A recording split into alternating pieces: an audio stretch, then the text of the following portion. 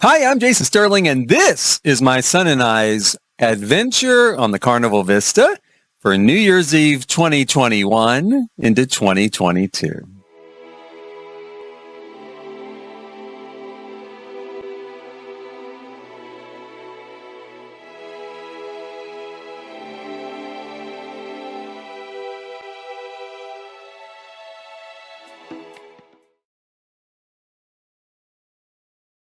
Hi, I'm Jason Sterling, and back behind me here you can just see it. We're going to pan a little bit. That's the Hotel Galveston and Spa. In fact, I'm going to get out of the way. I'm going to just slide the camera over. Hopefully you can still hear my voice as I do that.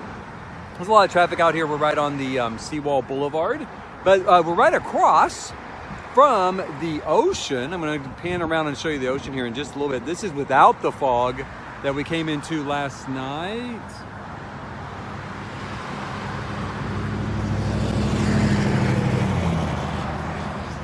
Again, a little bit of morning traffic. I would go across the street, but I'm actually waiting for my car right now to be delivered by the valet, so I didn't want to get too far away from the hotel. But it is a great hotel right on the beach, right across from the beach, and the pier is right down the road. Like they have like kind of like a Santa Monica pier type setup, or a Navy pier in Chicago, you know, like that sort of setup. So we are getting ready to head out. We are having a very late start to this cruise. Woke up to, again, very dense fog, like you couldn't hardly see past your, hand in front of your face type stuff. So the ship's getting in really late. I don't think the ship's even going to be at the dock until about 12:30, which means we probably won't board till 3 or 3:30, and that is okay. As long as we get on, it'll still be New Year. Plenty of time till midnight. Plenty of time till midnight. Getting on at 3:30. We're not too worried about it. And ideally, honestly, I kind of really wanted to run down to Walmart anyway. And I wanted to go show Nolan a little bit of historic Galveston. So that works out pretty okay. And we were able to linger a lot over breakfast here at the hotel. It was really, really great. I'll post some shots. I hope you can hear any of this with the traffic, but I did want to kind of show a little bit of the outside here, and then some still shots following. And that is it for now. We'll see you on board. Now, the next morning, we still had super thick fog. This is later in the day, but the ship got in really late. And we boarded really late. We'll come to that. But the fog, because the ship wasn't able to even dock until I think, as I recall, around noonish. Yeah. And then they still got to get all the luggage off and all the people off and reset the ship and then get everybody back on. And you can tell what's coming down the pike. But in the meantime, we had breakfast. We'll go ahead and slip through breakfast since we're doing food. We had breakfast here. I had the French toast, which was so good. My son had the, like the eggs Benedict and as you can see, they're like some breakfast potatoes. Again, both really, really good. I feel like cost-wise, just pretty reasonable, for the area, for the hotel and stuff. So really quite nice. And we kind of waited around a little bit for the fog to clear a little bit. The fog did not clear enough for the ship to dock yet, but it cleared enough that I didn't want to hang around the hotel all day. We're in Galveston. We've never really seen Galveston. Part of my staying in Galveston was to see part of Galveston. And that was actually the good part about the fog and about the ship getting there late was, we couldn't get onto the ship, but it gave us plenty of time to go around town. We went to Super Walmart in Galveston. There is a Super Walmart in Galveston. If you're forgetting anything, don't count on it. They didn't have everything I wanted or needed. And this is why I've said in other videos why I always make a list. And then I check the list when I'm packing. This time I did not check the list when I was packing, or at least not very closely, because I did end up kind of short on a few things, including brown shoe polish, and then Walmart didn't have brown shoe polish. How does a Walmart not have brown shoe polish? People not polish their shoes anymore? I don't know. They were out. Well, that's the point. I guess they all polished their shoes, and they sold out of brown shoe polish. So they didn't have it, but we did go there and stocked up on a few little things. And we ran into people from the ship. Count on that. Wherever you are in Galveston, the day your ships are leaving, you're probably going to run into other people from your ship. So count on that. Then we drove around town a little bit. Galveston's a really nice town. It has a great historic area, some really cool looking houses. But my son found on the map while we were just kind of breezing around. I'm like, go check the map, see what's nearby. The Railroad Museum, and it was really cool. It was really extensive. They had a lot of train cars that you could walk through, like sleeper cars, dining cars, a lot of engines. The big old train station is open. You can see here it's kind of set up as sort of an event space, so these are sort of an event space. We were able to kill a couple hours there. It was a lot of fun. The highlight right here, you can see the highlight. My son found a cat. We didn't really find it. The cat found us. The cat was there. We were in the cat's house. So obviously we're visiting the cat's house. This is his bed. This is his house. Great orange tabby, super friendly. I mean, you can tell he lives here. I mean, he's used to people, used to strangers in and out because he just rolled around, wanted to be pet and purred. And so we found a super friendly cat. I highly recommend the Railroad Museum. It was a lot of fun. It was so great. I'll flash a few more pictures here just because I really did enjoy it. I can't recommend it enough. And it's like literally a block from the pier. Like you walk around the corner from the parking lot and 1 block up was the Vista. 1 block up was the Vista. And we parked maybe like half a block. So like the alley, it's called kind of the New Strand is the name of the alley. It's not really a full road.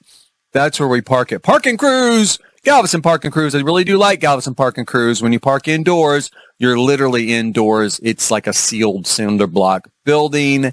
And the only people parking there are you and other people on your ship. So once you park your car there, they close the door and lock it. That's it. There's no way in or out. So you don't have to worry about vandalism, petty vandalism, let alone theft, right? Great place to park. We parked a little bit down the Strand this time, or New Strand. We're a little bit far down it, had a little bit of a walk to the ship. And of course, coming at the end of the voyage, we had a little bit walk back.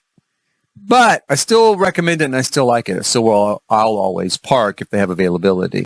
So we parked a little while after the Railroad Museum. And I can see there's this huge line of people already lining up at the pier, at the port.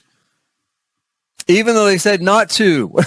Carnival said don't come down here yet. They're still not supposed to be putting people on the boat. I tell my son, well, hey, let's go ahead and head over there too and get in line because look at that line. It's just going to get longer, right? It's just going to get longer. So apparently, like also, here's the thing. Let me get my bitch out of the way first. Let me get my complaint. Okay, there's nothing they can do about weather. Nothing they can do about weather. The ship got in late. That's just the way it is. There's nothing you can do about it. The Port of Galveston handles that. They won't let you dock or the tug won't come out and lead you into dock. Then you're stuck. But the condition of boarding was a chaotic mess. And this isn't the first time this has happened. I mean, they have fog all the time in Galveston. There should be a better system in place, I feel like, to handle this. All the appointments, the arrival appointments, out the window. And I feel like there's a way they could have maybe handled that and kept that system in place. I say that because I had a 10 a.m. arrival appointment. Of course, I wanted to get on the boat. But even without that, especially staying in Galveston, my big chance to get on board early. But especially, even without getting on early, it was just such a chaotic mess that I felt like they could have maybe had a better system. It took over an hour and a half to get on board. And when we got there, long before I got an email that said to go because we're boarding, they were boarding. So we did get on. It took about an hour and a half, I would say roughly, maybe a little bit longer. So I do understand they can't help weather, but God, they could have helped the overall kind of mess. It was great once we got on board. We were happy to be on board. Now rooms weren't ready yet, and it's like 5:30 in the evening, and we don't have any luggage. And it's New Year's Eve. We want to change, go to the special New Year's Eve dinner, which I guess has already started by this point. By the time we board, anytime dining has already started at 5:30. We can't change. Our rooms aren't ready yet. Our luggage isn't ready yet. And I'm going to say this too, for anyone who's disappointed in that situation, when this happens, I understand your disappointment. I was a little disappointed too. Despite the fact you can't help weather. I was a little disappointed. It felt a bit like we had missed almost an entire day of our 8-day voyage. Now, there's nothing that can be done. There's nothing that can be done. I don't think there's anything that Carnival could do.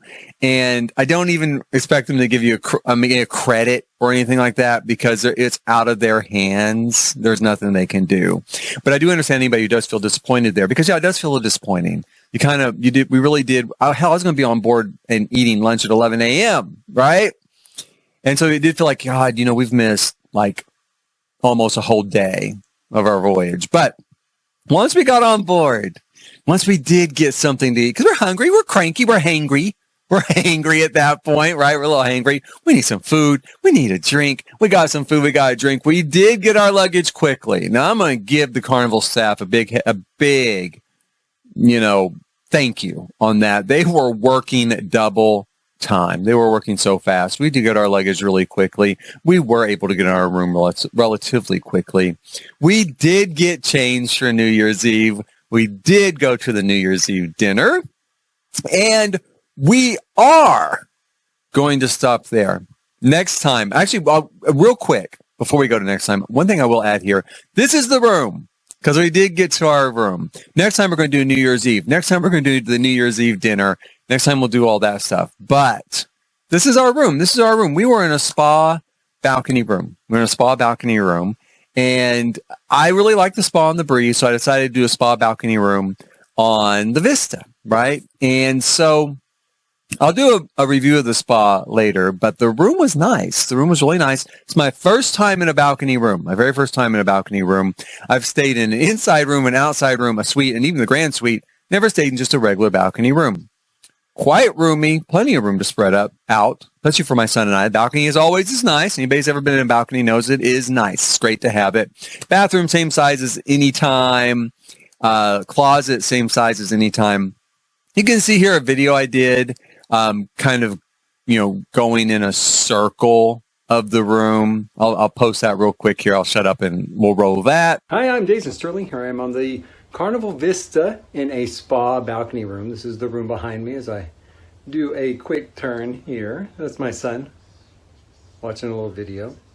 And finally, we are on board. It is just past 5 o'clock. But hey, it's just past 5 o'clock and I already had one drink and completed my muster drill. So I feel like I have accomplished a lot for New Year's Eve already. It has been an odyssey today, but we got on board. This is spa balcony room. You'll see another video of me kind of walking through it here on the side, and I'll post some still shots as well. My son and I are getting ready to go down to guest services, see if we can figure out what's wrong with my logging into the Hub app. It's not recognizing our folio numbers, and see if we can get that sorted out. And then, do you want anything to eat? Maybe something to eat. Maybe something to eat. Maybe the Seafood Shack was my first choice, but we're awfully close to dinner. So I might just grab a snack and then go ahead and go up for the New Year's Gala dinner. We'll go ahead and do that. In the meantime, that's it. We finally got here. We finally got on board. And I hope you enjoy the rest of the room tour. And so that was that. And then you can see the still pictures here of the different areas of the room. Now, this room as a spa balcony lists like all these features it's supposed to have. Upgraded bathroom amenities, robes, slippers, a special welcome ceremony, some sort of like scrub kit for the thermal suites, and then unlimited complimentary access to the thermal suites. That stuff was a little disappointing. There was no welcome ceremony. Now, maybe because of having to board the way we did late and stuff, I don't know. Maybe that tied into that. There were never any slippers. We didn't get the robes till maybe like the second day. And part of the in-room amenity kit arrived like on day 5. The upgraded amenities, which was kind of weird. Now, the soap was there and like shampoo and body wash and stuff was there. And that was good. It was cool. But the rest of it wasn't. Never got the scrub welcome kit either. When I went and checked in, they didn't. There was no welcome work. No, oh, you're in one of our spa cabins. Here's this great scrub kit. Welcome aboard. None of that. And then on top of that, my card wouldn't work for the thermal suite. So every time I wanted to go to the thermal suite, I had to go to the actual desk and check in. And then they would take my Sail and Sign card and give me a white plain card that would open the door to the thermal suites, because The first time I went and checked in, they're like, "Oh yeah, no, your card won't work." It won't. Why won't it work? It's a spa room. Comes with a thermal suite. Why won't it work? Plus, a lot of times I like to leave the thermal suite and go get a drink, and then come back to the thermal suite and relax with the drink.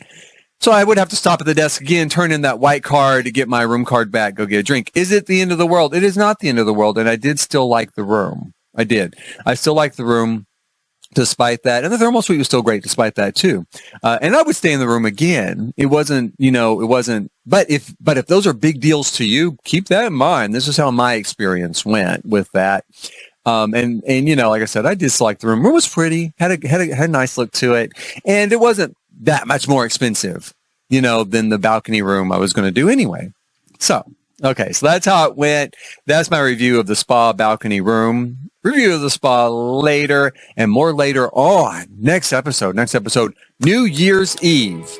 New Year's Eve dinner, New Year's Eve celebration. I did some recording, with that. And our first sea day on board. It was an 8-day voyage.